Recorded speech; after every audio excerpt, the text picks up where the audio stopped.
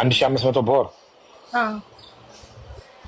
ስለዚህ በአመት ማለት 18000 ሪያል ማለት ነው። 18000 ሪያል በአመት አለሽ ማለት ነው። ከዛ ስንት አመት ኖርሽ?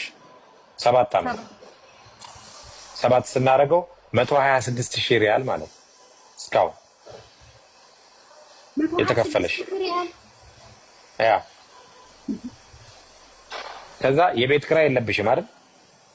አለብኝ። አንዳንድ ጊዜ እረፍት እወጣለሁ። እንደገና ደግሞ የእረፍት መውጫ ነው እንጂ እንትና። ስለዚህ አሁን የምግብ ወጪ አታወጪም እነሱ ጋር ስለምትኖር የምግብ አላወጣም ነው።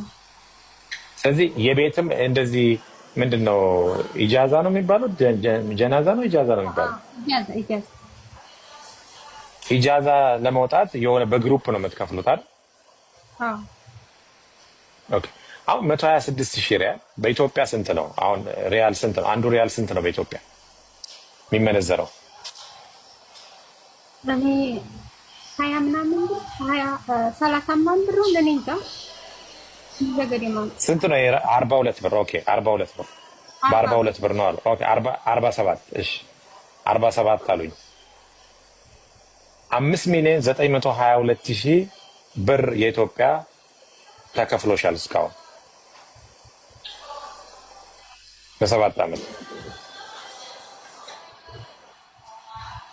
ሰርተሽ ማለት ነው። አሁን ከዚህ ላይ ጥርሴ ተንቀጠቀጠ እንደ ስትደምረው ወላሂ መንገድ ለመሰለሽ 5,922,000 ብር ከፍለውሻል። ከ5 ሚሊዮኑ ብር ላይ ለቤተሰብ በዚህ 5 አመት ውስጥ 1,900,000ውን አንሺለት። ገባሽ? ስንት ሆነሽ? 4,022,000 አለሽ ማለት ነው። ኦኬ 4 ሚሊዮን ብታስቀምጪ አሁን አገር ቤት ብትገቢ ይሄንን 4 ሚሊዮን ምን ታደርጊዋለሽ?